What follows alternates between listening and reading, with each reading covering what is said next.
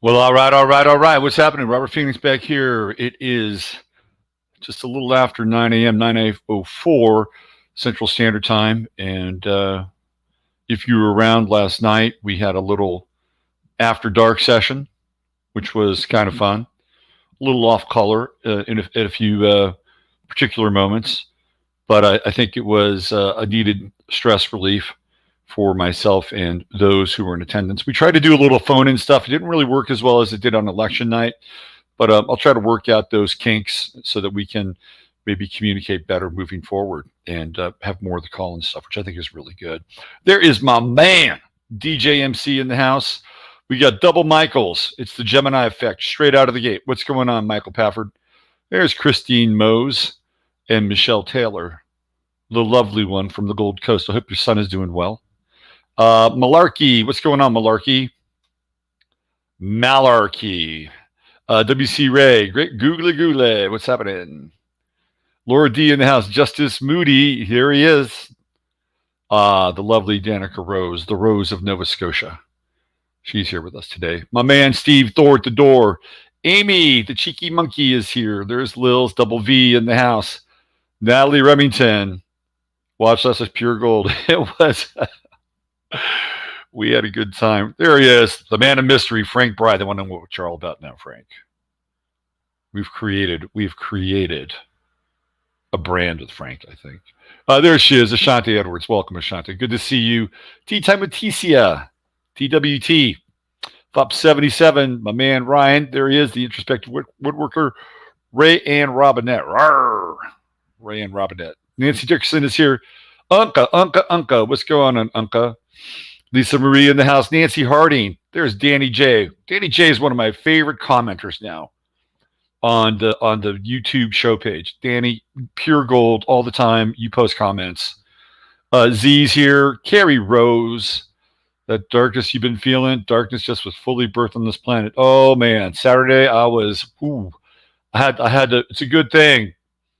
It's a good thing that I stopped drinking 2 years ago, because Saturday would have been one of those nights, man. Yeah, I would have been looking for the genie in the bottle. Christy Tesmerk is here. Good morning, Christy. John G. There's Vanessa. Megan Waller. Hello, Ian. The stuff on martial law was on my mind. That video confirmed what I knew to be true. Let's see. There's Natasha. Morning, Natasha.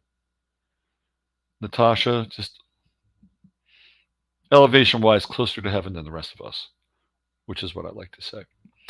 So we got a little trickle coming in here. Yeah, Daddy Man, your comments are great. I love them. They're fantastic. I also like Global Miles comments. I'm not sure Global Miles checks in on the chat, but his comments are really good. Jennifer Fitzgerald, what's going on, Jennifer? Nice to see you. Diana Young. Hey, why don't we just give a shout out to Judy? Hi, Judy.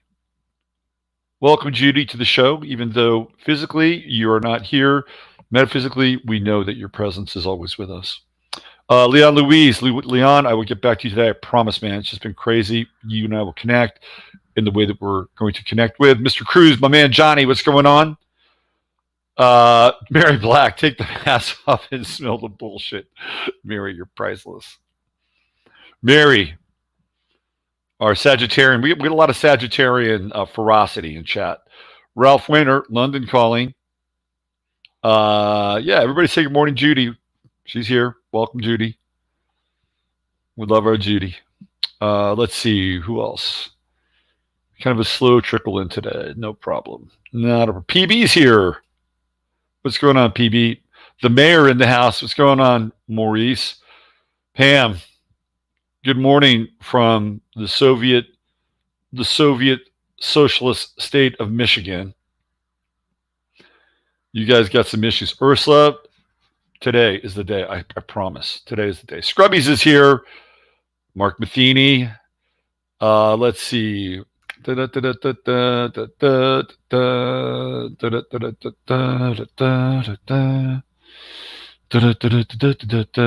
all our relations. All our relations. Absolutely. I just love this, Mary. Take the mask off and smell the bullshit. I played the video. Hi, Mimi. There's Steven. Hello, Dorothy. What's going on, Steven? Good to see you. I played a video last night of this guy who like went berserk at Costco. I think it was in LA. Is there a green bean here? I don't know, man. That was so the little green bean showed up last night. It's been popping into the left side with the eye, and it was really happening last night. It's really interesting. It's like part of the show. We'll see. We'll see if the little greenie pops in. In all our relations, yes, all our relations. I played a video of this guy who completely lost his shit at Costco. It was great. It was totally great. I may play it again. Just because some people may not have seen it. It's really worth the view. Let me see if I can find. I'll play it. Let me make sure we get it. That was so interesting. It will be back today. Giving us a good. Well, we'll see. There's a lot going on in this room. This room feels like a gateway in some ways, and I'm open to it. I don't pretend to know what these things are. Sometimes I don't pretend to know, and I'm being completely honest, and I'm okay with that. I'm really okay with that. In fact, I in some ways I'd rather not know and project any meaning onto it. So maybe I could actually we could have a real relationship with whatever's happening, right? Steve has a personality change. What Steve is that? Oh, Thor to door. Yes, he's claimed himself. Do you see what happens? Steve is like he has claimed the hammer. Let's see. What else? There's VV, double V. What's happening, double V? Good to see you. Okay, we're about at 88. It was the Costco. I'm going to play it. Let me find it. There's a lot I want to cover today. Try to get in as much as possible. I got a big work day ahead of me. So I'm going to try to do as much as I can within about an hour's worth of time. Da,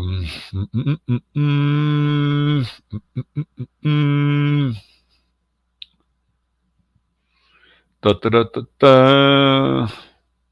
There's a lot going on still. I mean, shit.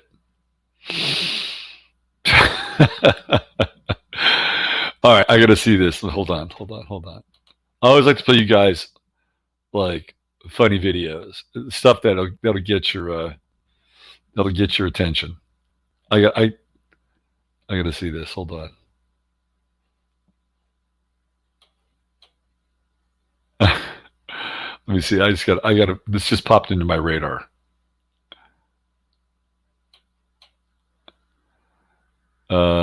Okay.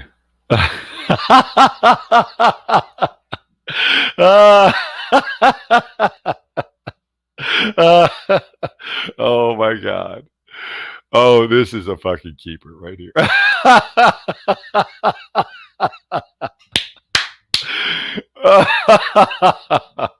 I got the comic relief today. Oh yeah.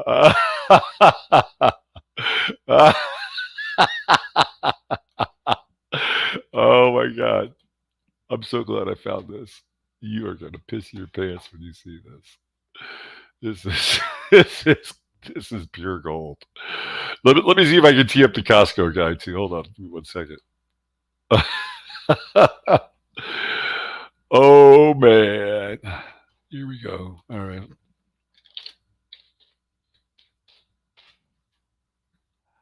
All right, I got the Costco thing. Kind of. If you didn't see it from last night, I'll play that again. This'll. But this other thing I've got, you guys are gonna piss your pants. It is so fucking funny.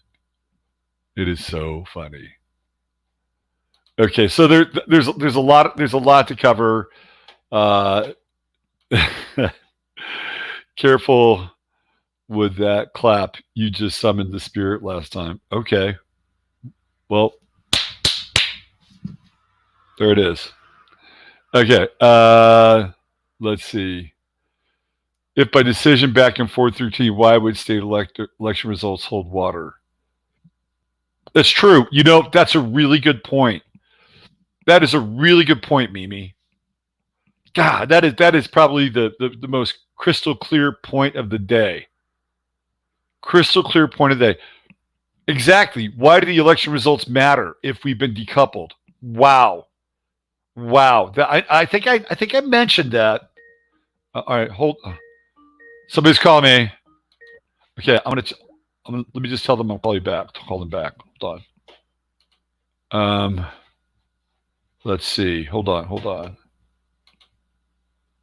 Well, if you just call me, I will call you right back after the show. You're right. I mean, you're right. Absolutely, Mimi. If we have been decoupled, then the entire election is null and void anyway, and nobody's pursuing it.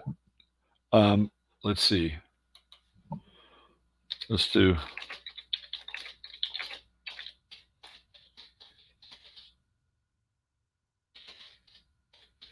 Here we go. All right. Sent them a message. Okay. What did Danny say? Let's see. Emily, you and Michael are killing it. Oh yeah. That's the Operation Kids. It's a very interesting thing. Emily has going on with Michael Wan. It's kind of an experiential thing. Very cool. Okay. Let me see if I have everything teed up here because there's really actually a lot to cover. Believe it or not. Believe it or not. There is a lot to cover. There's always a lot to cover. I just got to make sure I have everything lined up here. Give me 1 second.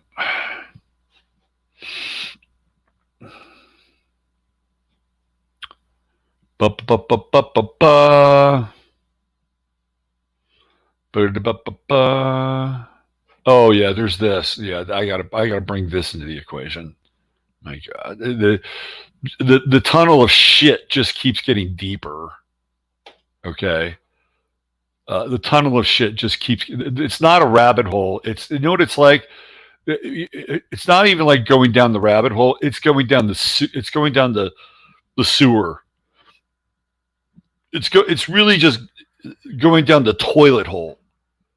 You know, it's going down your plumbing. It's not even a rabbit hole. A rabbit hole is too dignified. Like, a rabbit hole was actually created by a rabbit, which is a pretty cool creature. The rabbits are pretty cool creatures, right? Takes you down into Alice in Wonderland. We're not going down rabbit holes anymore. We're going down shit holes. That's what we're going down. We're having to just dig through the sewage now and the sludge. And it stinks. And it's grimy. And you get down you're like, holy shit. And once you're in there, getting back out is very difficult. So we're in the Andy Dufresne moment in the Shawshank Redemption, where he's got to go through 3 football fields of shit and piss and everything else. This is where we are right now. This is the toxic and fecal birth canal of our experience. And I hate to say it, but it's true. So we're going to cover some of that. Let's see. It's worth covering. Let's see. What else do we have? Let's see. There was something else that I wanted to bring up. Let's see.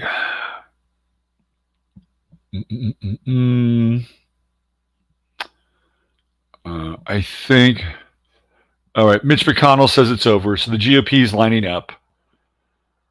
They're doing their. They're getting on the knee now. They got on the knee a long time ago. Okay. I think.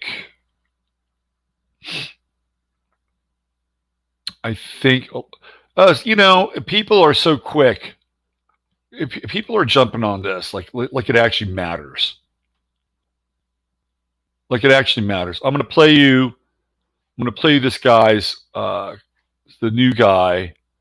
Jeffrey A. Rosen. I just, everyone's like, look at what he said about elections and it's my mother. Hold on. Hey, Mom, I'm doing my show. Can I call you back? Yeah, I just got off, Rob. Okay, Later, I'll call you in a little bit.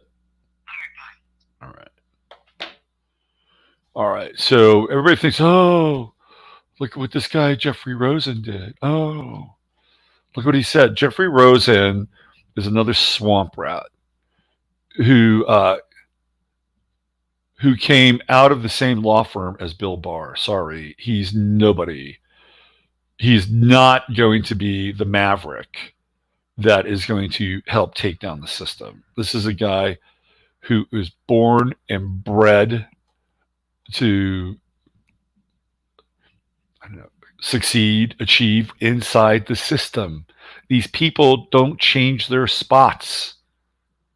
They don't change their spots at all. At all. Let's see what we got here. And I'll show you some stuff. So there was holy hell going on in DC this past weekend. And the Proud Boys were out in force and they were beating the hell out of Antifa. And of course, the police basically ran cover for Antifa. Yeah. It's going to be interesting. I'm telling you right now, it is going to get real interesting. Real interesting. I think I have everything. I think I have everything ready to go. I think I have it all timed, lined up. When people in the United States push back on, I think I had this twice actually. Yeah, I do have it twice. I have with somebody else. When people in the United States push back hard in the system. We've seen encounters in certain places, like Australia, Germany, England to some extent, with people with the pushing back against the restrictions, pushing back against lockdowns. And these countries are filled with good people, and they know that they're being morally and spiritually trespassed by the state. And I applaud their efforts, every single one of them.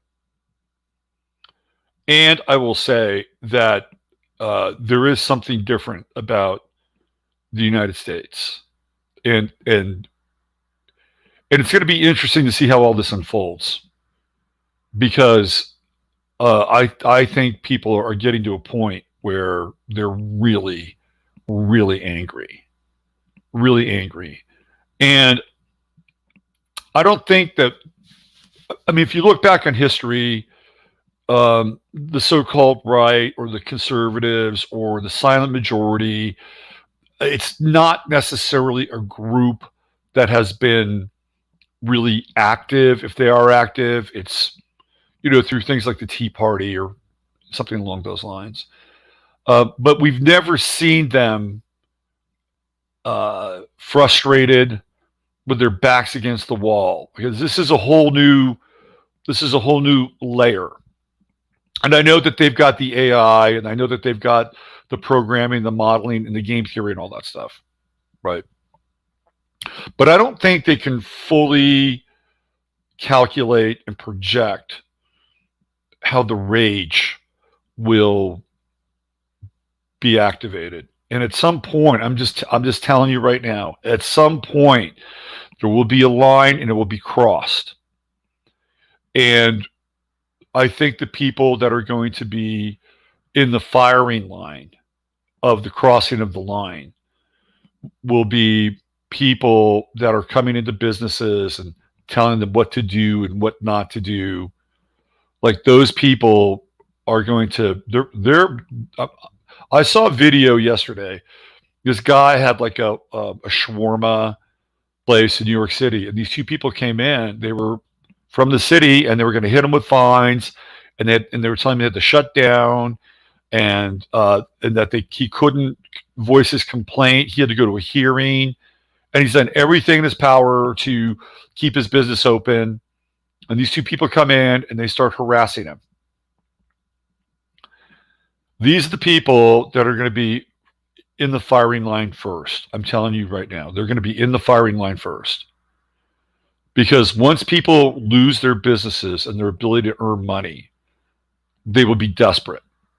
And their desperation will be palpable.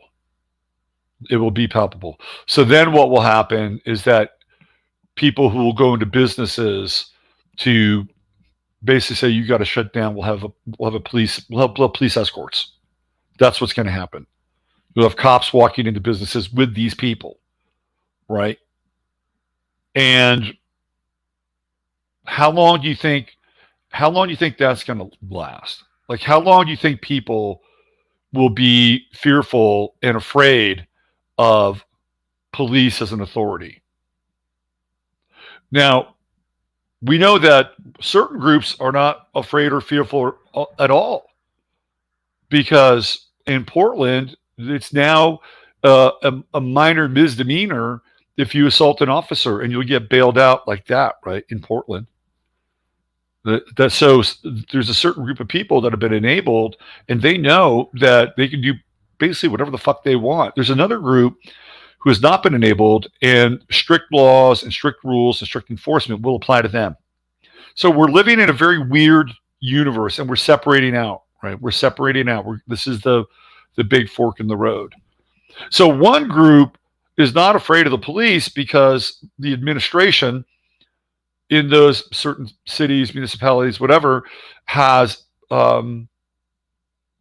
empowered them pretty much to do whatever they want. Apparently, there was a big incident in Portland about a week ago where they went, the Antifa, whoever the fuck these people are, went in and started really beating the hell out of cops. You won't see that in other areas where it's coming to close a business or hit them with violations or whatever, right? Because those people are respectful. Those people have businesses that they want to run. They want to stay in good standing. At some point, that will change. So even if and when, then they'll bring in more. Okay, so if one or two wasn't enough, then they'll bring in 5 or 6. You'll see what happened, like what happened on Staten Island with Max's, and I think they had at least 10 police officers or sheriffs, whatever they are. And guess what will happen after that? That won't be enough, because people will have had it. They will have had it, and the numbers will amplify.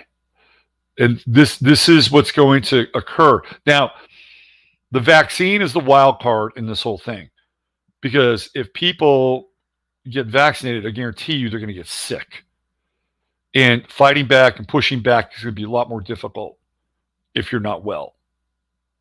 You know, if you're sitting around puking your guts out, or you're dealing with shingles on your face, or you got Bell's palsy, good luck. Right? Good luck. So, but the tension is in the air. It is really in the air. And that's why they want to get the vaccines out. They want to inoculate people so that they can disable their functionality. The vaccine is it's sort of like the first wave, right? It's like the first wave of, like if you were waging war against a country, like what would you do? You would try to weaken the populace that you were waging the war against. So you would cut off their food supply. You would cut off anything that allowed them to stay physically, emotionally, mentally strong. You would beat them down. You'd wear them down so that when you wanted to go in and go kick some ass, there wouldn't be a lot of resistance. This is one of the reasons why the vaccine is in circulation. But there's going to be a lot of people who won't take the vaccine. That's the other problem that they have. So why don't I do a little invocation here? That's sort of the preamble and kind of what we're going to be talking about in the show today. So here we go. Dear blessed Holy Mother, Father God, and the great central Sun within the universal light, which is light of Yeshua, Son of Emmanuel. We ask not only the highest and best information, truth, wisdom, and intelligence come through this channel at this time, including for everyone who is watching, viewing, participating, listening, and being a part of this experience. And we accept and embrace gratefully the qualities of courage and fortitude, patience, forbearance, intensity, focus, clarity, vision, empathy, compassion, humor, and above all, love. We ask that any karmic residue be clarified, purified, cleansed, and removed from this stream at this time. Okay, let's get into it. Why don't we start with, I don't want to go there yet. Hold on. What do we got? All right, I'm going to read you this. I'm not going to give, there's really no link, but I am going to read you this because this is going to give you a sense as to the social, economic, organizational, administrative, and employment pressure that will be pushed onto people who will either take or not take the vaccine. So I'm going to read this to you. I can't. There's not a link. It's something. It's just. I found this on the internet, so you're just gonna have to go with this here. I work for a pretty big business, like 20,000 employees. They are hearing a lot of people saying they will not take the vaccine. Meeting today at Main Center was focused on incentives for compliance of CV-19 vaccination. Just got home and want to post this quick before I forget. They handed no papers out on this yet, but many of us demanded one. Meeting was basically this. Hello, teammates. Today we need to talk about getting back to normal after the deadly CV-19 has put the brakes on our business. So businesses are desperate. They are desperate. They are being held hostage in order to do business as usual. Many of you are saying you will not take the vaccine. We understand your concerns, but we cannot just let these people put others in danger. Well, if you get the fucking vaccine, why should you worry about it? If you get the vaccine, aren't you like good? Isn't it all good? We all know how tough it has been for hiring really these past several years and cannot afford to let so many people go as we would never be able to run as now. We're already staffed low and taking hires daily. Blah, blah, blah. Normal BS about getting young people to get to work as they don't own cars today. Blah, blah, blah. Bus line bonuses for recommending a hire that stays 3 months. So this is an interesting component. Businesses are having a hard time staying staffed because you have a whole workforce that really is not all that invested in work. They're not. They don't own cars. Getting to work is difficult. They got to go on the bus. They're just hanging out, really waiting for UBI.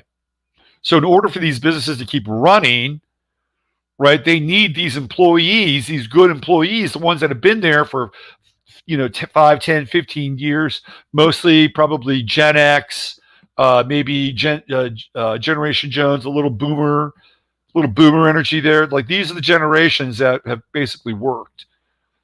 And really, this is an interesting moment in time. Like if you wanted to make a statement about the vaccine and you were really committed to the vaccine, and let's say there's 20,000 employees. What if 60% of those 20,000 employees basically flipped the middle finger off to this company and said, fuck you, we're not working? This company would be in deep shit. Like they would be in deep shit. So here's what they're trying to do. As people get vaccinated, we are going to have to take measures to ensure our team stays healthy to do their jobs in as safe an environment as possible. The plan going now is going to keep the groups separated as much as possible. We are in Gemini world, 2 worlds, vaccine, non-vaccine, right? This is where we're at. Vaccinated and non-vaccinated will take separate breaks and use their indicated separate bathrooms and section of cafeteria and break rooms. So we're into segregation now. This is medical segregation.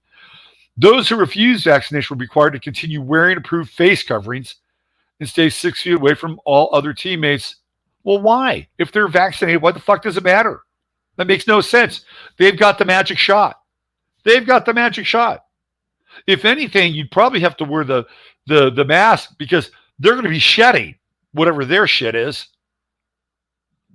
That's why you'd have to wear the mask to stay away from them, not them to stay away from you. There's no mixing in vehicles. Like they're telling you, if you're vaccinated and non-vaccinated, you can't be in the same car.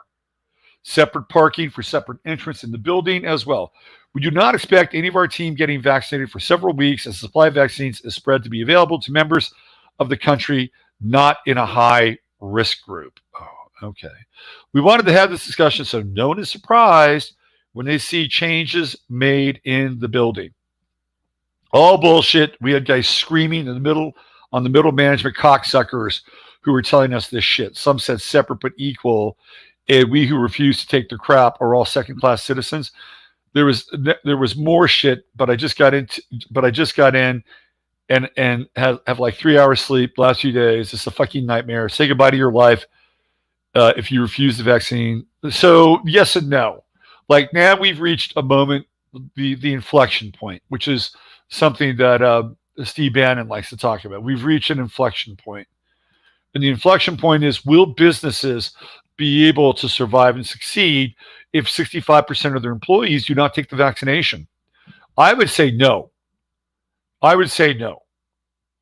So you're really going to have to, like, if you're on the, like, it's almost like this thing where we have to hold the line. And if we hold the line, then it's going to be much more difficult for them to staff. And I guarantee you, they will begin to rethink their vaccination, the relationship with vaccinations, because their goal is to stay in business, unless, of course, they're promised some fucking UBI bullshit, right, or PPE or whatever. Small town Silver City, New Mexico, can barely keep a restaurant open because they cannot find enough people to pass pre-programming drug tests. Yeah. They're having a hard time, right? Just keeping people employed. And now there's another layer on top of their rigorous, very rigorous protocols, right? There is a pushback brewing. I see a lot of nurses online that are skeptical. Absolutely. So if I put a mask on, will it stop the iron filings in the food from giving me cancer? Andy, I don't know the answer to that, but probably only if you open your mouth and chew the food. Time to get creative. Let the vaxxers have their own economy. Well, yep. I work in health-related industry, not-for-profit. Many clinicians will not get the vax. They've got a problem here. They have a problem on their hands, and they know it. They know they have an issue. And they've done their best to create a climate of fear as best as they can. They have stirred the fear pot as best as they can. They've created economic incentives, employment incentives, and the incentives are basically you take the shot or you're going to get fucking fired or you're going to be treated like you're black in Mississippi in 1955. Okay, that's really where they're going with this. So it's an inflection point. Now, the only thing that I could think that would hasten this is if the people that do get vaccinated start to get really sick. And now they say that we've got this terrible wave. And you're actually going to see really, brutal footage of people, real footage of people who are like puking up their guts and, just pus and fluid running out of their eyes, right? I mean, that'll be the next level stuff. And then people will be scared shitless and they'll say, oh, maybe I should get the vaccine. Well, it's probably because maybe that's what caused it in the first place. Create a climate of fear is called terrorism. Absolutely. Normal humans don't be told. Want to be told what goes in their bodies. Right. But zombies will. People that have been sucked into the Stockholm syndrome will do anything. They'll do anything. Oh, please. Yes. Please, captor. I'm being facetious. Well, maybe you weren't. I don't know. I'm sure if you weren't being facetious. But who knows? If the iron filings are really, nanified, probably not. Let's see what else. Our current flu season every year by the start. Yeah, there's no flu season now, is there? What happened to cancer, by the way? Remember all those people that are dying of cancer? Remember all those people were dying of cancer? Cancer. Where did the cancer go? Where did the cancer go? Well, I guess COVID-19 magically cured cancer. Did you know that? That one of the byproducts of COVID-19 is that it cures cancer? I mean, this is one of the things that the medical industry has not told us about. It's another conspiracy. It is another conspiracy. Let's see. People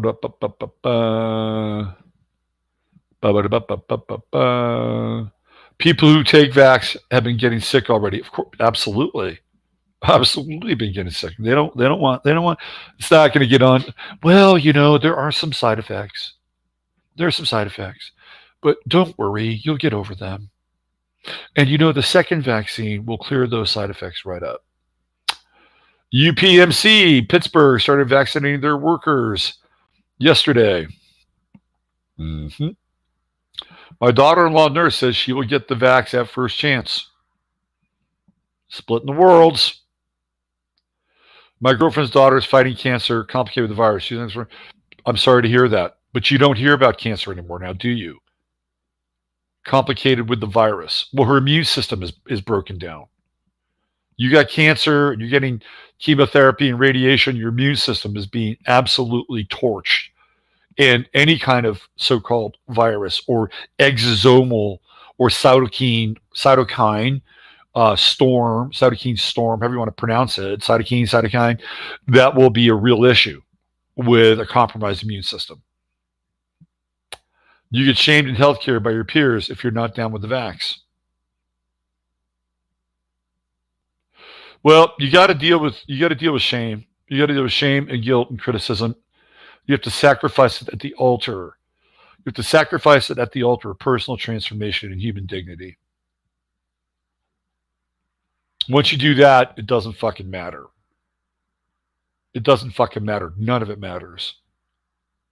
None of it matters. Cancer is here. The problem is just exactly, Nancy. That's exactly what I'm talking about. I was being facetious. I was taking a cue from Andy. So I'll share a story with you from my past. It wasn't one of the kooky altered state stories from last night. So not that I'm a big hero or anything, but one of the things that I have somehow stumbled onto is I kind of don't give a fuck about what people say. I mean, I'm sensitive to some degree. I am sensitive to some degree about what people do say, especially if my character is sullied or takes on, an undue, assassination or a broadside. I am sensitive to that. I won't lie about that. I am sensitive to that. Other than that, I really don't give a fuck. And it's been a very interesting process in order to get to the I don't give a fuck moment.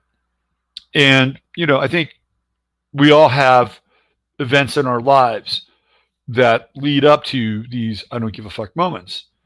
If you've had them. So I went back through my life and looked at certain moments that maybe contributed to not really caring in some ways about what other people think about, what I say or what I write or whatever. And when I was a kid, I was in the 7th grade and I was on the middle school basketball team. And they were introducing the whole team in front of the school, right, in the auditorium. And when they called my name to be on the, introducing the players, the entire school laughed at me. They laughed at me. And it was a very, interesting feeling to go through something like that. And it was sort of like an Orwellian, like 2 minutes of hate moment. And I continued to play basketball But I will definitely tell you that it was, that I was dealing at a subconscious level with a pretty high degree demoralization after that moment. And I tried to hang in there with the team and play, and I wasn't getting on the court, and I wasn't, being able to, show that I could play. And so it was this sort of cumulative effect. And I wish I could tell you that I had a Rudy moment and I overcame it. And, I became a hero, and, they hoisted me on their shoulders, and, and walked me through the gymnasium. That never happened. Okay. I got so demoralized that one day the team is going to go play at San Jose City College, and I just didn't go. I just didn't go. It was like I can't go there. And I remember the coach of the team. His name was Howard Kitagawa, and he asked me why I didn't go. And looking back, I couldn't really formulate an answer. I think I said I didn't really feel like it, and that continued through high school. Right, I went through periods where I was like the most popular, unpopular kid in high school. I was the most popular, unpopular kid in high school. And eventually you get kind of, how do I say this? Inured to the effect. Right. So it was like I was going through this initiation of non-acceptance. And then I just leaned into it. Right. At some point I just leaned into it. And it was like, okay, if you don't accept me, well, fuck you. I don't give a fuck. And some of that resulted in really very at times radical behavior. I will say that right now. But it was, for me, it was a very dark initiation. But it was part of what I went through. And I've been going through stages of that pretty much, all through my life, and even up to the point where, in 2009, I had a failed marriage. My father died, and the company I worked for went out of business and basically said, we're done. So out of a job, father died, failed marriage. Oh, and by the way, I went through a very interesting time, in a 72-hour period in a place in Berkeley. So that was kind of like the final threshold of, the I don't give a fuck. So we all have to get there. And sometimes it's not easy to get there. Sometimes it could be a very challenging thing, but it's been a life's work for me. And this is going back to Jennifer's remark about being shamed. If people can't shame you, they have no power over you. They have absolutely no power over you. If you cannot be shamed and you cannot be guilted, and those two things are the two psychic drivers that absolutely run our emotional body. Guilt and shame, guilt and shame, guilt and shame. Now, there is a reason why we have a conscience. Because our conscience tells us when we are doing something that is really outside the bounds. But our conscience is different than the self-imposed restrictions of guilt and shame. Like, my conscience says, I probably shouldn't choke Jasper to death. That would be a really bad thing. My conscience says, don't go there. Don't do that. My conscience says there are certain behaviors, or there are certain modes of being, right, that really are inviolate. We all have to figure out what those are. And Howdy actually talked about that on Friday, which is a really good point. But the other stuff that comes in, the judgment from external sources, or the judgment that you've internalized, that has to go. And if you're going to get through this time, that has got to go. And I've talked about this on many occasions. Chiron is in Aries, right? What is Aries? It is your mind. It is your will. It is your intention. It represents the individual. So when you go through Chiron, you have got to go through the wound, right? You have, and Aries stands alone. Aries stands out. The opposite of Aries is Libra, and Libra is a sign that has to do with compromise. Compromise, mediation, let's find the win-win, let's find the center point. Aries is not that. So we have Chiron in Aries now, and it's in the early degrees, and we all have it somewhere in our charts, right? We're all going through it. And if we're not going through it, we're going to see, the vaccine army on the streets, which is Chiron and Aries. Aries is military, Chiron's the healer. I could just see it now. They'll have syringes attached to their rifles like bayonets. Instead of a bayonet, they'll just hit you with a syringe. Right? That's my vision of the vaccine army. So in order to get to this point where you're going to have to make a stand. Oh, by the way, guess what? They have a new version of the standout. I just found that out. And guess who plays Abigail Fremantle? Whoopi fucking Goldberg. Jesus. Sometimes the simulation is really just mocking us. So I'm just telling you, if you're going to get through this time, you're going to have to sacrifice guilt and shame at the altar of self-perseverance. And then once you do that, it's very freeing, very liberating. Let's talk about a few other things here, which I think are mildly important in terms of this whole thing. First of all, let me show you. Okay, so now the buzz is this guy Cohen. Just because he had some fucking little, talk or observation about election integrity. Oh, that's the tell. Oh, this is the guy. This is now the replacement for the big fat ass who was absolutely, utterly useless, except for protecting Donald Trump. He was very good at that. He was very, very good at that. He was very good at also extracting Jeffrey Epstein. Other than that, not so good. And people don't understand that this guy comes from the same law firm that Bill Barr came from. Okay, same law firm, most powerful, richest law firm on the planet, bar none. Maybe number 2 is the law firm that Kamala Harris's husband works for.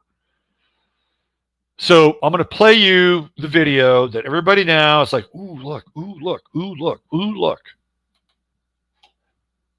This is the guy. This is why they brought him in. Oh, yeah.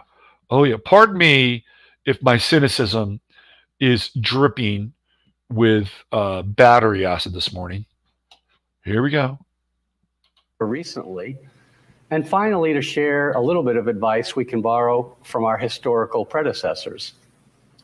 To begin, I think it helps to clarify a few definitions to describe what we mean by malign foreign influence, as opposed to what we might consider just legitimate diplomacy or candid expressions of legitimate national interest that all nations share with one another in appropriate ways.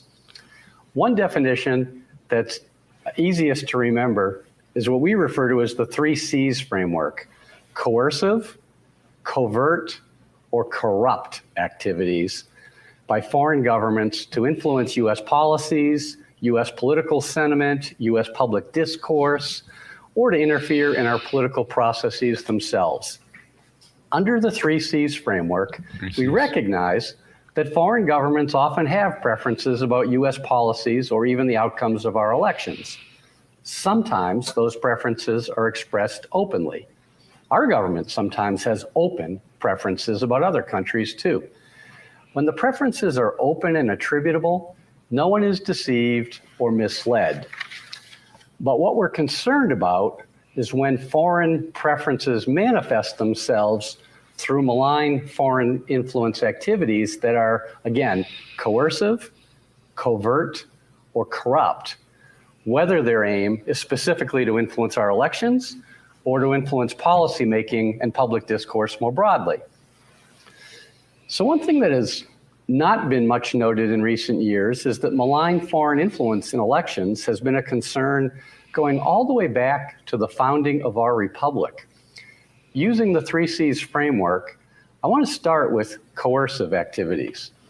So if we go all the way back to 1787, when the founders were debating the merits of what was then our new Constitution, Thomas Jefferson told John Adams that he was, and this is a quote, apprehensive of foreign interference, intrigue, influence.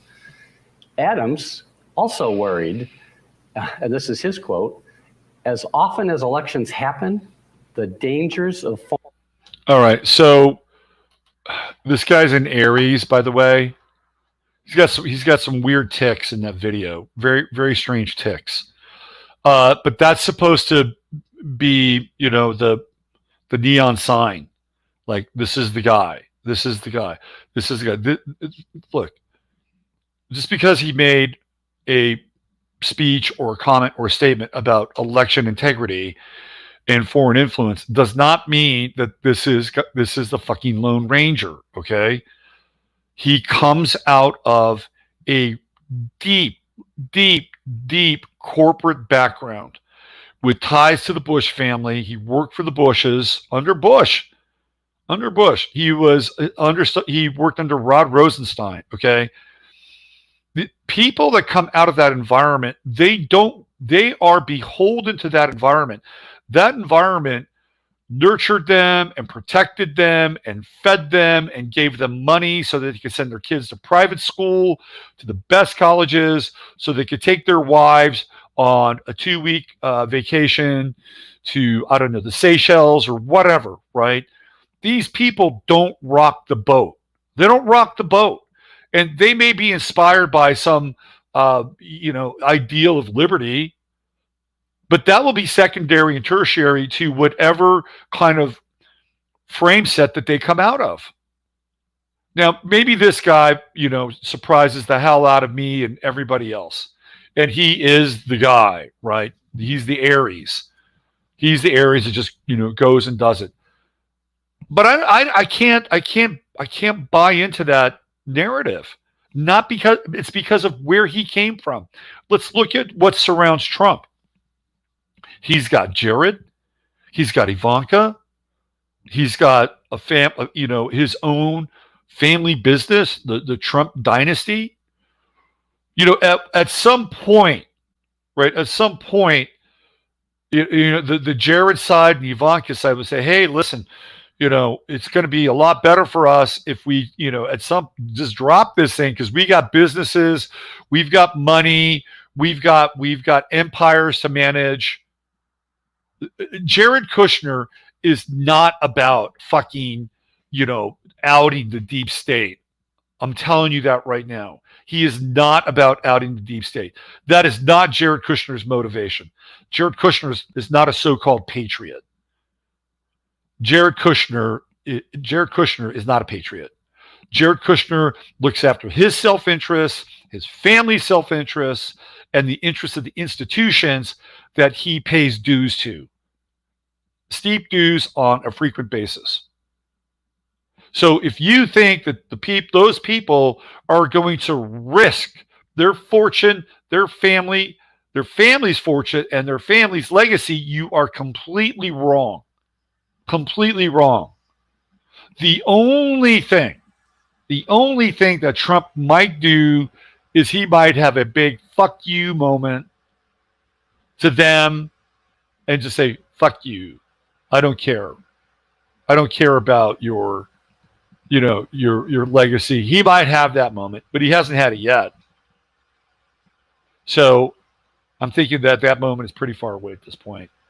There's too much invested. There's too much invested in the infrastructure of the system and continuing the system.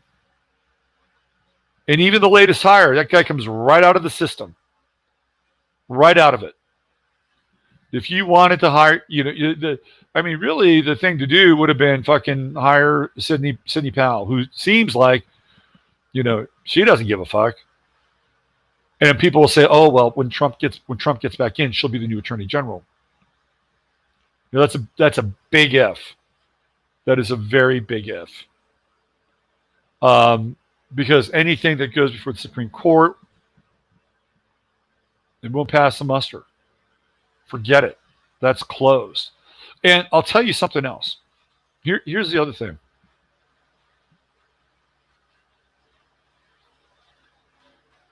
Trump could have enacted the Insurrection Act on election night. He could have done it. He could have sent National Guard troops to every single state where the votes were contested. Could have done that. Could have done that. And that little sheriff in Philadelphia wouldn't have been able to do shit. Okay? Would not have been able to do shit.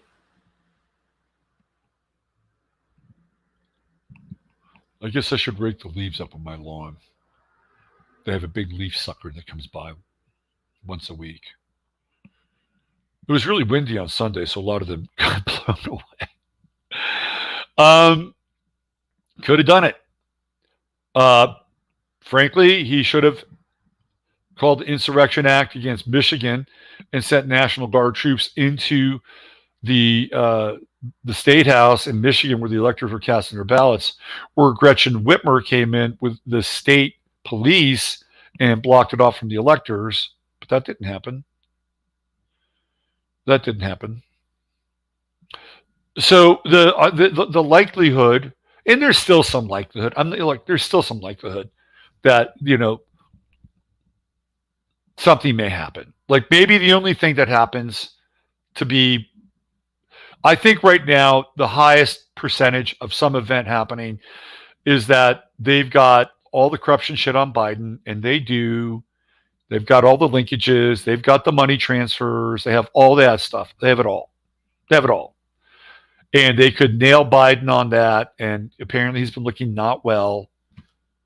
But now that they have theoretically certified the election, Kamala Harris is sitting there just waiting to get in as vice president. And I know that there's going to be, they got to go to, January 8th and January 20th, and Pence has got to do everything. A lot can go on between now and then, right? I mean, this is the idea.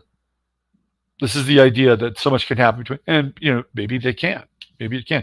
I'll tell you what will happen between now and then is they're going to run out this vaccine program.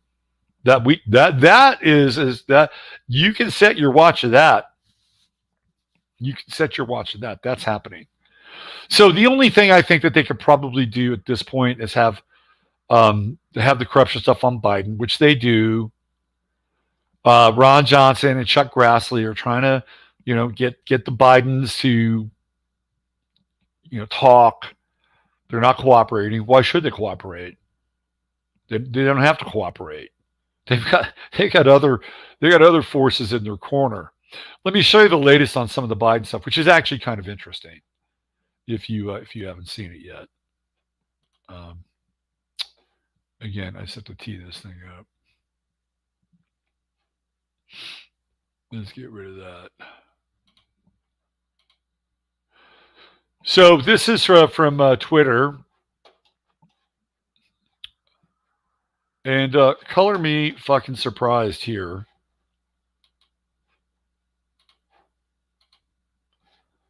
The election should now be officially null and void. Dominion is part owned by Joe Biden's brother-in-law. Why did it take so long to get to this point? Valerie Biden Owens. This is Joe Biden's sister. Why do the Bidens always have the fucking crooked smile? They all have that crooked smile. That's a weird family trait. Is married to John Owens. Is actually his brother, R. Kevin Owens, is part owner of Dominion. So here's the marriage details. Bridal at UN for Miss Biden. Published 1975. Let's see what we got here. Let's look at those. Let's look at those bridal details. Those all-important bridal details.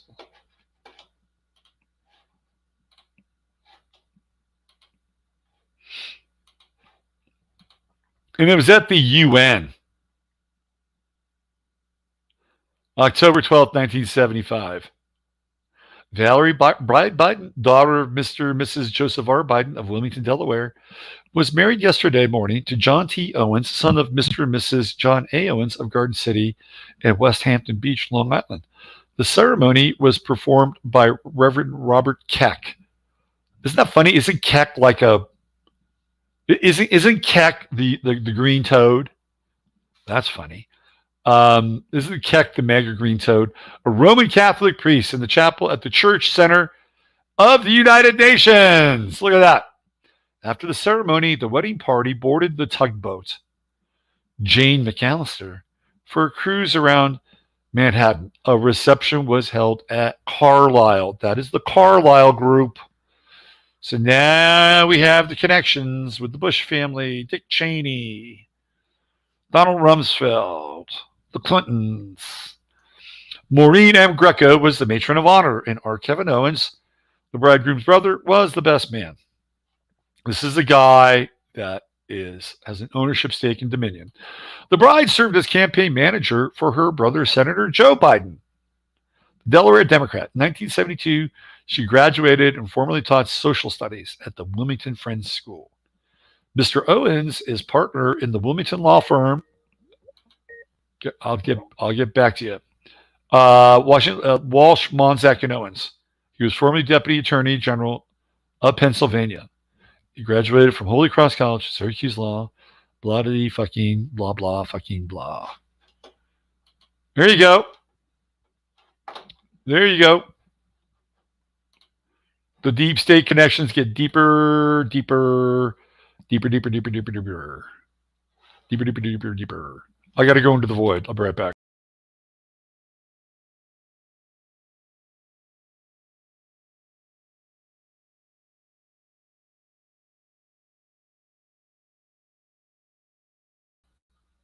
Oh, always so refreshing. Hi, Jennifer Rubin. Yeah, the Toad God. There you go. Their priest was the Toad God, Keck. They were married by the Toad God. Keck School of Medicine at USC. How about that? Crooked smile is a psychological sign of not wishing to reveal the truth. There you go. The Parallax You. Wow, what a great movie, Ralph Winter. I own it. You should watch it. People should watch it. Great movie. Probably the last best movie Warren Beatty ever did. Keck is the alt-right symbolism. Yes. Okay. A lot of people calling in. Not sure why. Maybe because I listed it yesterday on my show. They just the do minions. What else? Crooked Sixpence. Rick Wiles. I was listening to Rick Wiles. Hold on.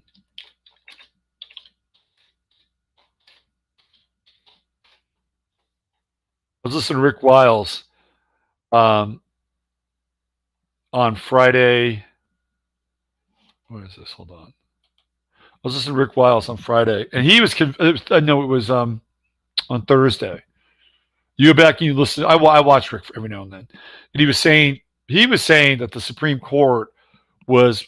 This is pre-Friday when they ruled against Texas. He said that the Supreme Court was going to toss this back to the electors. That he was convinced that was going to happen. And then you listen to the show from, I think yesterday, that he's shocked. He's absolutely shocked. And they go through a roundtable discussion. By the way, I really like Doc Burkhart, and he's really good. And so is the other guy whose name I can never remember. But those guys are really. Doc Burkhart is a great researcher. He's a fantastic researcher. So there we go.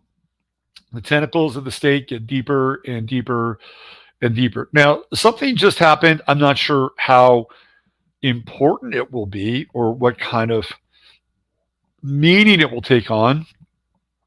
But apparently WikiLeaks just released a huge dump of files. Huge dump of files. And let's see, where are we with the WikiLeaks stuff? I'll show you. Let's see what we got here.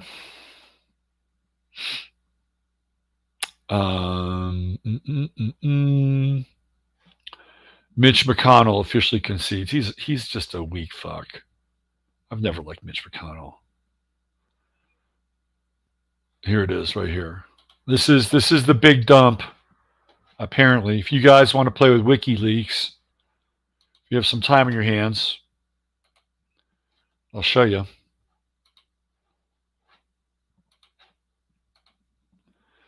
There it is right there. These are the latest. Got Clinton emails. Boom.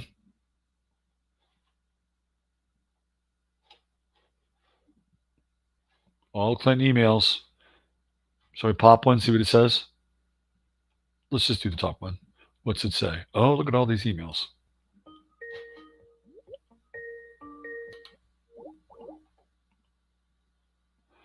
So let's see. The EU meets in the coming days, and we are hoping for a strong public and private position on Iran. Bill has identified 5 countries that need touching to help drive the good outcome. Redacted. I know Huma has discussed this with you, but a 2-minute discussion with each that underscores the key points reflected on your card would do the trick if you can swing it.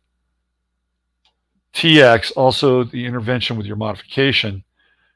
Modifications turned out well. The process in this case did not generate a good enough product. I tried to make it clear and stronger this morning. Your amendment helped a lot. All right. So you can theoretically, right? You can theoretically go get some WikiLeaks. Who knows? Do some citizen journalism. More distractions, in my opinion. Could be.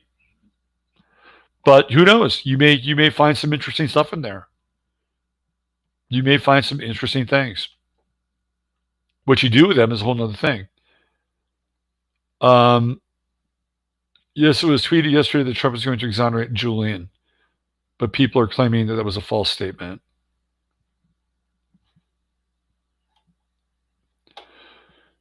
Let's see. Check out the rumblings out of WikiLeaks today. Is Trump letting dirty secrets out? So WikiLeaks has always been a limited hang, and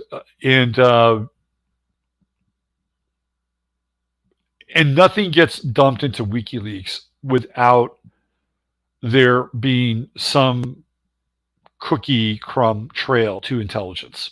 Okay, just remember that WikiLeaks is a limited hang.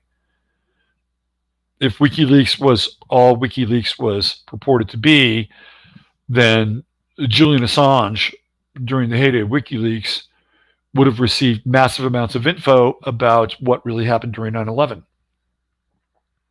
That never happened. By the way, Julian Assange is a 9/11 conspiracy denier. Conspiracy denier. We know Hillary will never be prosecuted. Yep.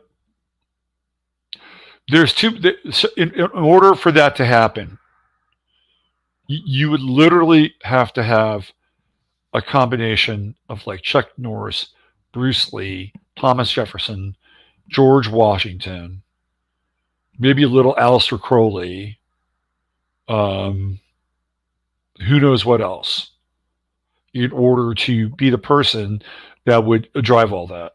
Right. You would have to have literally a superhuman. You would literally have to have an almost avatar-like being to be able to stand in the gale force winds, being able to take that shit down. Which ultimately gets us to the other part of our discussion, is that paradigm really at this point has very little to do with us now. Has very little to do with us. We need to carve out our own paradigm, and we need to start making decisions and making choices and finding ways to reinvent community and reinvent work and reinvent value. And this should be our most steadfast work right now. This is the Aquarian energy that is coming in, and that's got to be the work. That has got to be the work. The theater, the drama, the Cohen coming in from the most powerful law firm in the world, the understudy of Rod Rosenstein and Elaine Chao, who is Mitch McConnell's husband. This guy is not going to be, your constitutional lawyer that is going to take down the election fraud. He is there to protect the system. The system is the thing that has fed him, fed his family, given him opportunity. You don't put TNT. You don't put TNT into those places, unless, of course, you want to take the Twin Towers down. So I'm going to play you a couple different videos, and then I'm going to get out of here. So the first video that I want to play you is from last night, and this is Costco Guy. If you didn't see Costco Guy from last night, I'm going to play Costco Guy for you today. This is one guy who has clearly sacrificed shame and guilt in a glorious fashion. So let's give it up for Costco Guy. Here we go. Don't let them do it. You know why we're under this lockdown right now? Because all the information is coming out about COVID, and you know it's a farce. You must not do this. Just keep going, guys. If you continue, this is the life that you will have. Just keep going, guys. Keep going. Don't tell me I have the right. You know what? Governor Newsom doesn't have the right to shut us down, to make you wear a mask. That's right. All right, people, you know that's right. This dumb shit here. Let me just show you this dumb shit here. Sorry.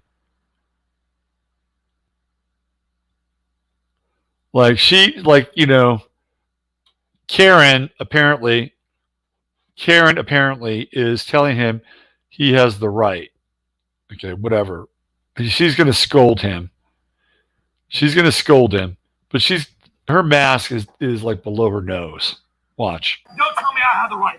You know what? Governor Newsom doesn't have the right to shut us down, to make you wear a mask. Look, That's right. All right, people, you know that's right. the mask is below her fucking nose. And this guy, he's like, what he should have said is, get your stinky face diaper above your nose. We've got to stand out for ourselves because this governor is going to keep us locked down until we do something about it. And I want to know, are you going to let this happen? It's a beautiful day outside, and don't let them do it. You know why we're under this lockdown right now? Because all the information is coming out about COVID, and they know it's a farce. Okay. You must not do this. Just keep going, guys. If you continue, this is the life that you will have. Just keep going, guys. Keep going. Don't tell me I have the right. You know what? Governor Newsom doesn't have the right to shut us down, to make you wear a mask. That's right. All right, people, you know that's right. We've got to stand out for ourselves because this governor is going to keep us locked down. So who is this dude? All right, I'm thinking this guy, like, what does he have? Let me just look at him a little bit. Until we do something. He's got something attached to his belt right here. Right? You see that? He's got something attached to his belt. Who is this guy? I think this guy is he's undercover. I think that maybe it's coming from beneath the counter. Yeah, I don't think it's attached. But I think this guy. Are you going to let this happen? No, he does have it. He's got something attached here. Like, what is this? I think this is probably mace, or it is a taser. This guy is store security. He's undercover, right? He doesn't have a Costco badge. And this guy is ready to kick some ass here, right? Like, look, he is locked and loaded. This is either mace or it's a taser. And I think this guy's ex-military. And he's just waiting. He's just waiting for this guy to come down off of his platform. It's a beautiful day outside. Don't let And you see how he's looking back? He's like, I got this. them do it. Let's You know watch why it. we're under this lockdown right now? Because all the information is coming out about COVID, and they know it's a farce. Okay. You must not do this. Just keep going, guys. If you continue, this is the life that you will have. Just keep going, guys. Keep going. And you notice that they're not shooing him away. Don't tell me I have the right. You know what? Governor Newsom doesn't have the right to shut us down, to make you wear a mask. That's right.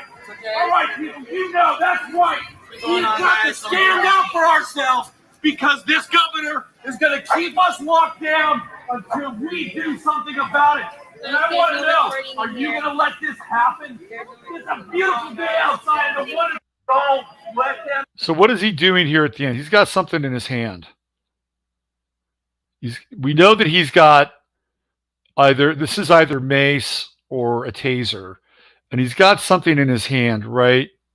Here's it, a pen. I think it might. What is this he's got attached to in his hand? I don't think that's a pen. And he's looking back and he's giving somebody like an affirmation. Right. This guy, I'm telling you right now, this guy is security. He's Costco security. He's ex-military, and he wants this. I would like to see what happened after this guy got down. I guarantee you, this guy was involved because they're not telling him to get away. They know exactly who he is. Okay. Don't let them do. So there you go. There's Costco guy. That's his public assassination of any kind of shame, right? Kind of reminds me of Michael Douglas and falling down. Yes. Good Witchy says definitely ex-military. Absolutely. Crew cut muscle dudes. Oh yeah. Khaki pants. He's part of it. Yep. Mm-hmm. So it was in Tustin, right? Danny says anti-COVID spray. That is funny. He's intel. The whole thing is a put-up stunt. Possibly. Maybe. Maybe it's a put-up stunt. If it is, then you know what? Keep bringing them. Keep bringing those put-up stunts. They're actually pretty interesting and fun. Because at some point, maybe they'll actually make some kind of a difference. But he is a cop. He's definitely intel. Totally. Wildman says if law enforcement personnel, military personnel walk away, we will have real freedom. Well, that's a big if. And let me just tell you, I'm going to tell the story again. This goes back to what was called the Bonus Army. And the Bonus Army were a group of soldiers who fought in World War I, and they were promised bonuses for their fighting in World War I. George Patton was a tank battalion commander in World War I. There was a guy in his battalion that saved his life. Okay. That guy, along with thousands of other soldiers who were part of the World War I armed forces who served to theoretically protect the U.S., right, or protect Europe, whatever cockamamie fucking excuse they used to get us in World War I. They were promised bonuses, and that guy was part of it. The Depression hits, and all those guys are wiped out. They're totally wiped out. So Herbert Hoover is president, and they create this shanty town called Hooverville, which is in, if I'm not mistaken, Washington, D.C. And this is where these soldiers are demanding their bonuses so they could freaking live. These were things that were promised to them. Hoover decides that he's had enough, and he brings in Patton, he brings in Omar Bradley, and he brings in MacArthur. He brings all three of them in. And he says, go kick ass. Go kick ass and take them down. And they did. These are people that fought for them in World War I. George Patton wound up putting a beat down on the guy, not personally, but whoever he assigned to go do it, putting a beat down on the guy that saved his life.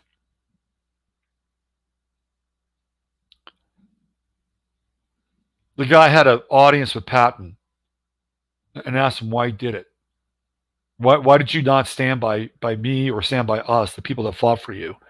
Patton dismissed him. That's the military mindset. That is a military mindset. That's all you need to know. Now, maybe, just maybe, they might get the message. They might get the message. That's a big might. But that's what you need to know. Assistant store manager, definitely associated with, absolutely. Army herded those protesters across the Anacostia Bridge in D.C. Yeah. Oh, Eisenhower. Thank you. It was Eisenhower. It wasn't MacArthur. Thanks, Nancy. It was Eisenhower, Patton, and I think it was MacArthur. Eisenhower, Patton, and MacArthur. Those were the three. Those were the elite hate the working class and they hate the military grunts. Mm-hmm. Yeah, absolutely. They are order followers to the nth degree. Just look what happened in Staten Island with Max Bar and Grill, or Max Bar, right? Who filmed this text and posted this? More than 2 people involved in this event. Possibly. Could be. So I want to play some more stuff here before I go today. Let's see. We can't have a show that is not complete without the extremely wise,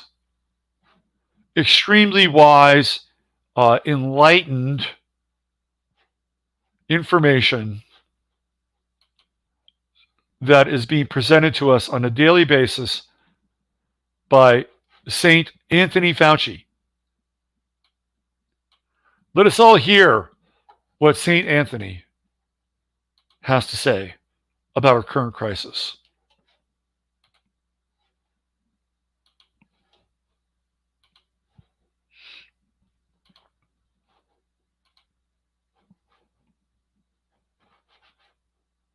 I got a short answer section for you here. All right. Just some questions that keep coming up. Okay. Why do I have to keep wearing the mask after I get the vaccine? I thought it was going to protect me from the vaccine. What's the answer? Well, the answer is unless you get the overwhelming majority of the country vaccinated and protected and get that umbrella of what we call herd immunity, there's still a lot of virus out there. So just because you're protected, so-called protected by the vaccine, you need to remember that you could be prevented from getting clinical disease and still have the virus that is in your nasopharynx because you could get infected. We're not sure at this point that the vaccine protects you against getting infected. We know. Did you hear that shit? Did you hear that shit? He says, we're not sure if the vaccine prevents you from getting infected. So, all right, let's go. Keep going. For sure, it's very, very good. 94, 95% in protecting you against clinically recognizable disease, and almost 100. Now he says clinically recognizable disease. He's not saying it's going to protect you against coronavirus or COVID or whatever the one. He says clinically recognized disease. All right, let's keep going. St. Anthony. 100% in protecting you for severe disease. But until you have virus that is so low in society, we as a nation need to continue to wear the mask, to keep the physical distance, to avoid crowds. We're not through with this just because we're starting a vaccine program. Even though you as an individual might have gotten vaccinated, it is not over by any means. We still have a long way to go, and we've got to get as many people as possible vaccinated of all groups. What does that take? When are we fully vaccinated? Well, the projection that I've made, and I hope it works this way, it's going to depend upon the people's willingness to come up and step up to the plate and get vaccinated. If you go now through December, January, February, March, you likely will have the people who fall into the high priority groups get vaccinated. When, let's say, you get into April, I would project by the time you get to April, it will be, I guess you want to call it open season in the sense of anyone, even the non-high priority groups, could get vaccinated. If we get the vaccine doses coming in at the projected rate that we had hoped they will, and I believe it will, as we get into April, May, and June, you'll get more and more of the population. If 75 or more % of the population decides they want to get vaccinated, I would hope by the time we get to the end of the second quarter into the summer, that we will have enough people vaccinated that by the time we get to the fall in the third quarter of the year, that we will have that veil of protective herd immunity Will my Bella, that would really essentially protect all the vulnerable. will my Bella be Excuse able me? to start college as a freshman in the fall? You know, I hope so. Uh-oh, my Bella. Like, he just brings it back to his kid. All right. All right. So Trump should have dumped his fucking ass in the first month of this thing. We're still dealing with him. Okay? We're still dealing with him. He's on the cover of People magazine. All right? Big mistake.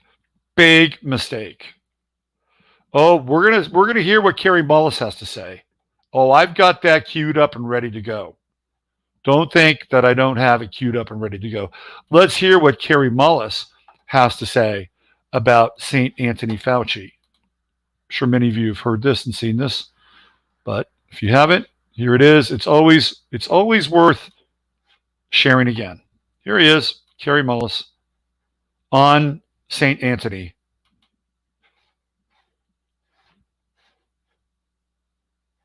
Come on, you should be playing. What is it about humanity that wants to go to all the details and stuff and listen? You know, these guys like Fauci get up there and start talking. You know, he doesn't know anything really about anything, and I'd say that to his face. Nothing. The man thinks you can take a blood sample and stick it in an electron microscope, and if it's got a virus in there, you'll know it. He doesn't understand electron microscopy, and he doesn't understand medicine. He should not be in a position like he's in. Most of those guys up there on the top are just total administrative people, and they don't know anything about what's going on the bottom. You know, those guys have got an agenda, which is not what we would like them to have, being that we pay for them to take care of our health in some way. They've got a personal kind of agenda. They make up their own rules as they go. They change them when they want to, and they smugly, like Tony Fauci, does not mind going on television in front of the people that pay his salary and lie directly into the camera. You can't expect the sheep to really respect the best and the brightest. They don't know the difference, really. I mean, I like humans. Don't get me wrong, but basically, the vast majority of them do not possess the ability to judge who is and who isn't a really good scientist.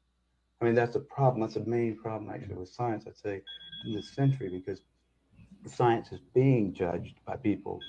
Funding is being done by people who don't understand it. Okay, who do we trust? Fauci? Fauci doesn't know enough to, you know. If Fauci wants to get on television with somebody who knows a little bit about this stuff and debate him, he could easily do it because he's been asked. I mean, I've had a lot of people, president of the University of South Carolina asked Fauci if he'd come down there and debate me on the stage in front of the student body, because I wanted somebody who was from the other side to come down there and balance because I felt like, well, these guys can listen to me, but I need to have somebody else down here. So there you go. There's Kerry Mullis, inventor of the PCR, which he said should hold on a second. He said it shouldn't be used for what they're doing, because you can find anything with the PCR. That's what he thinks of Anthony Fauci. And of course, unfortunately, Kerry Mullis passed away last year. Fauci knows exactly what he's doing. Of course he does. Absolutely. He passed away 6 months ago.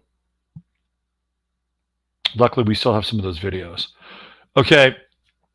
I'm going to show you a little video for a little comic relief.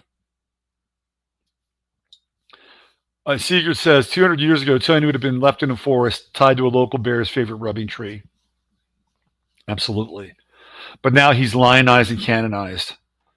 You know, he is the savior. He is the savior of humanity. He is the saint. He has been coronated. He has been coronated as Saint Anthony. So I'm going to play you a little video here to go out on. You're gonna fucking laugh your ass off. Okay. And I'm sure Joan will appreciate this video. This is funny shit. Okay. So it looks like nature has decided that it wants to participate in Christmas this year.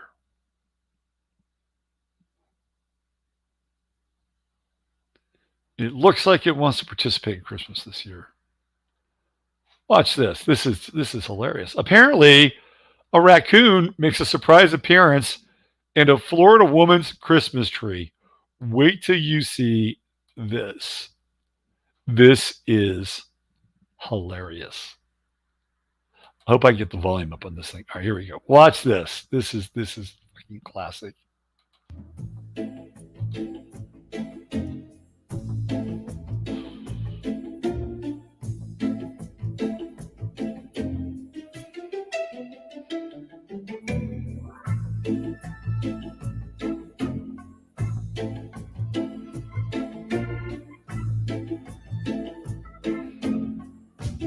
What is that? Is that a squirrel? No. Oh, it's a raccoon.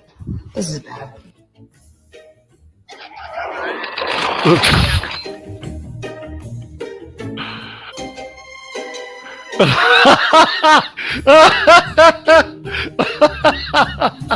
These are my ornaments that made it. There's my beautiful tree. There's the raccoon. There's the dog.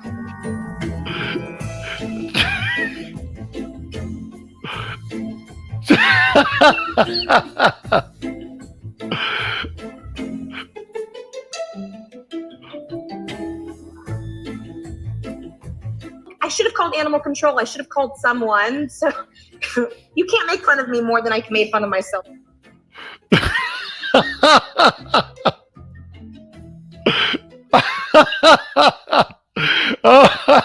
I'm sorry. That is some funny shit. That is some funny shit. Oh my God. This is my favorite part right here. This image with the raccoon. Like, oh my God. I mean, come on. Come on, man. This is funny. The raccoon is hanging from the chandelier in the living room. The raccoon is having a blast. Oh my God. This is great. There she is chasing the raccoon. The dog's useless. It's probably a good thing the dog's useless. Oh, thank you for making this video. Thank you for making this video and giving us a little comic relief for our stressful times. Isn't that funny? Oh, that is so hilarious. Oh my God. PCR test tags, he probably does. That is, by the way, Kerry Mullis's book is really good. He's got 2 books out. One is basically his life story, which is an interesting one. I've read it. And then the other is about the HIV scam. Yeah. That was so, we need more raccoons in our lives right now. Yo. The raccoon in a light shade should be on our family crest forever. I know. Isn't that hilarious? The raccoon's just swinging from that light shade. That is so great. That is so great. I did get my lights up on my house. I'm a little disappointed. I have to say. The little disappointed. I went out and I got teal. I was going for a teal, twinking teal. And I got the lights and they were like really teal. I'm like, oh man, this looks great. And I turn them on and they look a little like, I don't know. I was trying to figure out what the color looked like. And it looked like maybe a cross between, I don't know, like light sea green and,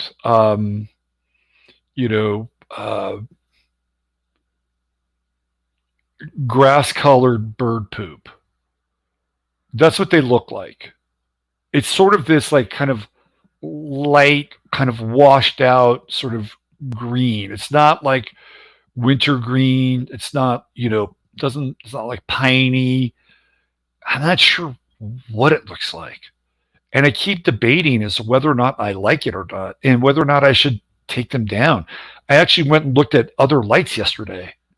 Believe it or not, I do have an aesthetic value. I know I've got the I've got a net of Christmas lights on my bushes. They're the red and blue ones. But I was going for the teal effect, and it's not really tealy. I'm in a quandary now as to what to do with the lights. Do I just go with it and support the non-teal nature so I don't offend the lights? Do I have to have a politically correct relationship with the lights? Or do I replace them with something more diverse? Multicolor spectrum. I might just indulge in diversity and replace those lights with a multicolored kind of thing.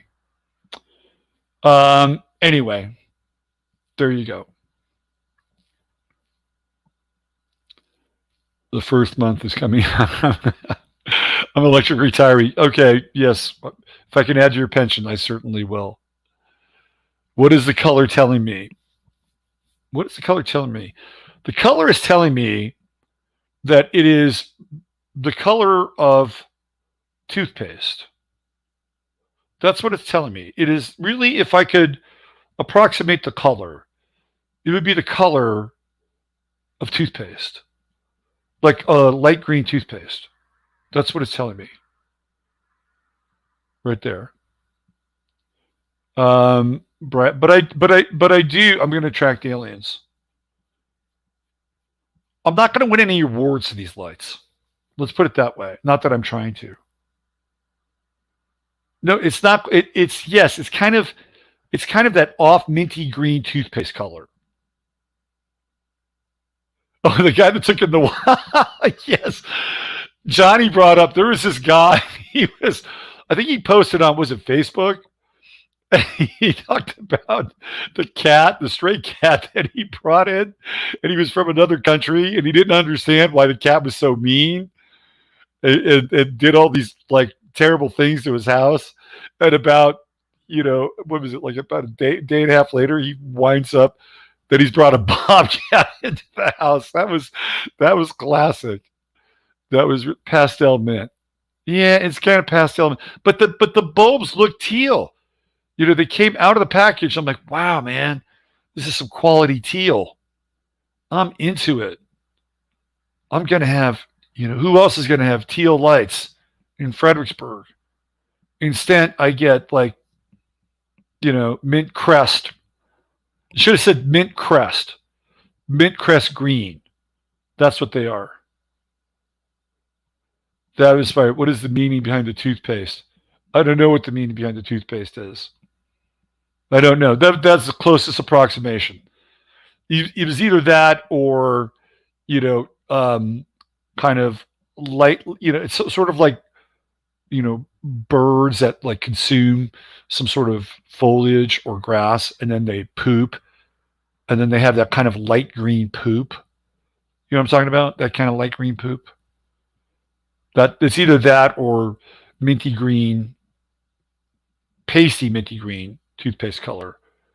So I'll take that versus the light green bird poop. Darker teal, not a light teal. It is a mesh universe as to what is happening. It is lighter, less vibrant than hoped for. Damn straight. It is less brighter. It is less brighter. And I'm not even getting the cavity control from it. That's the other thing.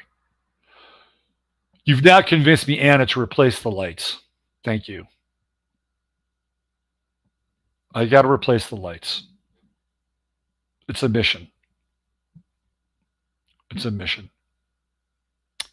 Let's see. Burn them all. Maybe. I like lights. I don't even care if it's Christmas. I just like lights. Pastel. It's not. I'm telling you, the bulbs look teal. when they were delivered to me, I'm saying these are good-looking teal bulbs. They're good-looking teal bulbs. You know what? For a moment before I put them on the line and hooked them up and lit them up, I was proud of those bulbs. I was proud of those little teal bulbs. Like, you guys are special. You're teal fucking, Christmas lights. And they show up, and I'm like, this is like washed out Minty Crest. I wonder if that's like when a parent, and you have a kid, and you're like, my kid's special. My kid's special. I know my kid's special. And then you find out your kid is like average. And there's nothing wrong with being average, by the way. There's a beauty in average. Right? There's a beauty in average. You got all these other parents. Oh, yeah. My kid just pitched a no-hitter. Oh, yeah. My kid knows how to play the Bach sonata backwards. Oh, yeah. My kid just got into med school, and she's only 15. And your kid's kind of, average. I wonder if that's how certain parents feel, right? About, you think your kid is a teal light bulb. It's like, oh, man, this is great.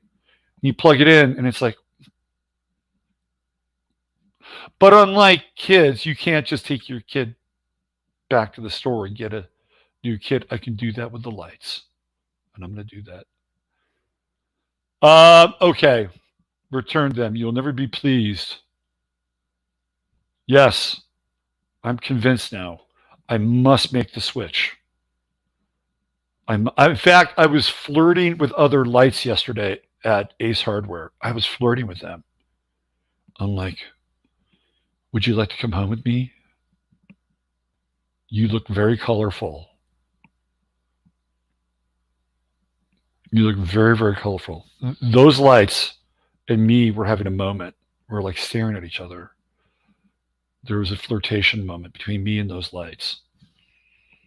I may have to, cross that line. What was really interesting about that moment, average not allowed. Fuck, that's right, Andy. Average sucks, man. In the breakaway civilization, we do not settle for average. If you're your kid and your kid is average, you love your kid anyway. It's your kid, right? You love your kid. And you just love the fact that they're the best average kid that the planet has to offer. Right? They're the best average kid the planet has to offer. And you love that. Because I'll tell you what would be worse is if they were below average. Now, if they're below average, you got some real problems on your hands. Right? Average is functional. At least you have somebody that's functional. And even above average has its issues. We've seen like above average kids and what happens to them at times. Oh, sometimes above average kids have big problems later on. It's like all these things are set up for them. And it's like, oh, you're going to be great. You're going to be great. You're going to be great. And then they trip and fall. And all of a sudden they're like really fucked because they find out that there are other kids that are bigger, brighter, smarter, more talented. That happens. And they're in for a greater fall. Whereas the average kid has, room to elevate. Right? But that doesn't apply to my lights. They're always going to be pasty mint toothpaste green. That's it. It may be average according to the crazy standards. Every time, that's exactly what I was saying, Anna. That's exactly what I was. But there are moments. There are parents that have those moments. Even if you can reframe and recontextualize, these parents have these moments. In fact, it's even shown up in like sitcoms and shit like that. Right? No, I'm not going to add another color. I'll tell you why, John. I can't do it. Because the lights are a certain size and the replacement lights aren't the same size. So I can't integrate. I cannot integrate. I'm going to have to bring in a replacement society of lights. I'm going to have to bring in the immigrant lights, the refugee lights. They're going to have to come here, and it's going to be a sad moment when I take the TL lights down. Although I'm sure I'll have a use for them some other place, some other time. There's one thing I was going to. Oh, yeah. So there was a moment at the hardware store when me and the lights were flirting with each other. There was a woman with a mask, and she is going to come down the aisle where I'm having the light moment, and she's perplexed. She doesn't know what the fuck to do. I swear to God. She stops. She stops about 6 feet away from me, and she has to get to. So you have to go through that aisle to get to the maze, to get to the registers. So I am blocking her entrance to the registers. And she gets frozen in her tracks. I watched her. And she didn't know what to do. It was like a rat in a maze. Oh, this guy doesn't have a mask. Oh, fuck, what am I going to do? So then she left. And then she came back again to see if I had left. I swear to God. It's like, maybe I can make another approach. Maybe he's left. I swear to God this happened. And then she's like, nope, can't go here. I don't know what she did after that. But she had 2 attempts to cross my path, but she wouldn't do it. She would not do it. It was crazy, man. It was totally crazy. But I wasn't going to let her interrupt my light moment. There was a lot of heavy flirtation going on with those lights. And mask lady. Maybe they'd look better inside. Maybe. I'll find a use for these lights. I'll bring them inside. I'll see what they look like inside. Maybe they will look better inside. Maybe they will. I'll hold out hope for these lights. It was funny, man. That whole thing. If I'm successful with my children, I will feel like I had a great life. That's a parent thing, by the way. That is a parent thing. You're invested in them, right? If your children are okay, then you feel like you've accomplished something. And I know my parents. I'm not sure my parents were always punching that card, right? I'm not sure my parents were punching that, hey, we did a great job with Robert. I'm not sure that happened, really, because I was not your average kid. And I went through some shit. And my peregrinations, and I'll tell you a very painful truth. And I had to come to terms with this. A very painful truth. And it was after my father passed away, and my mother and I were having a very rocky relationship during this time. And I'll never forget one time we were at this Mexican restaurant sitting on the patio in Berkeley. And I said to my mother, I said, and listen, I'm around, how old was I? I was around, what year is this? I think it was around 2011. I think it was around 2011 or 2010 or 20. So I was around 50 or 51. I think it was about 51. Because by 2012, I was out of California. So I said to her, you're ashamed of me, aren't you? And you know what? She didn't deny it. This was very liberating. This is another one of those liberating moments. She didn't deny it. But here's how she contextualized it. She said, I just don't know what to tell my friends about you. Right? So she can't wrap her head around my life or my story or what I do. Or at least she couldn't then. That's all changed, by the way. But, she runs in these circles where people have their kids. Like she has a friend whose son is like a head scout for what used to be the Cleveland Indians. Or this girl is a doctor at UCLA or whatever, right? She gets those stories. And then there's me. Like, how she can't even articulate what I do. At least then she couldn't. She can now. But that's really where it was coming from. It wasn't like, I don't think she was really ashamed of me, but she couldn't, do what most moms do. Oh, my kid's doing great. They got 2 kids and this and that, and they're going to this school, and they're both employed. My mother is like, well, my son's divorced. My son's divorced. He doesn't get along with his ex-wife. He is an astrologer. He does something on the internet. I don't know what he does. Yeah.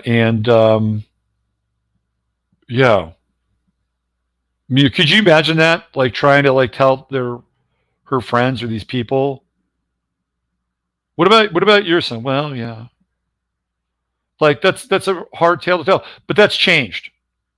That's changed. And she has did a complete 180. In fact, a few months ago, one of her friends wanted to do a reading with me, right? So the moral of that story is that was painful to hear. But I didn't get attached to it, right? I didn't get attached. I had to work with it. I mean, geez, when your own mother does not deny that she's ashamed of you or embarrassed by you, that's a tough pill to swallow. But you have to get through that moment. You have to get through that moment. You keep working and working and working, and now on the other side of that, it's a different story. And we get along great. We love each other. We support each other. And she knows what I do now. She gets it. She finally gets it. It's taken a while. Yeah, no. And I don't blame her in some ways, right? I mean, she's just not equipped. She was never really equipped to kind of understand who I think she would have really liked to have just a kind of I think she would have liked to have an average kid.